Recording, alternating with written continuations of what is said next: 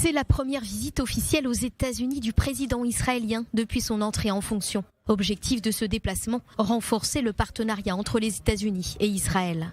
D'autant que Washington voit d'un mauvais œil la percée du député d'extrême droite Itamar Ben-Gvir du parti sionisme religieux.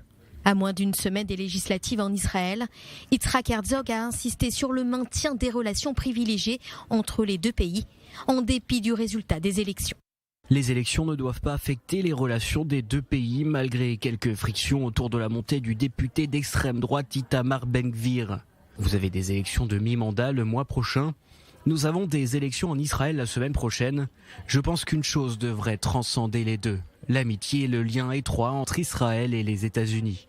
Ces derniers jours, Yitzhak Herzog a répété que malgré les critiques, il pousserait, s'il le faut, à la constitution d'un gouvernement d'union. Lors de cette visite aux États-Unis, plusieurs démocrates pro-israéliens du Congrès américain ont mis en garde Jérusalem contre la montée du parti sionisme religieux du député d'extrême droite. La veille, le chef de l'opposition Benyamin Netanyahou du parti Likoud avait déclaré que Itamar Ben-Gvir pouvait occuper le poste de ministre dans la coalition qu'il espère former et qu'il ne céderait pas sous la pression des États-Unis. Après des discussions avec le secrétaire d'État américain Anthony Blinken et Nancy Pelosi, la présidente de la Chambre des représentants, le président israélien doit s'entretenir dans la soirée avec le président américain Joe Biden à la Maison-Blanche.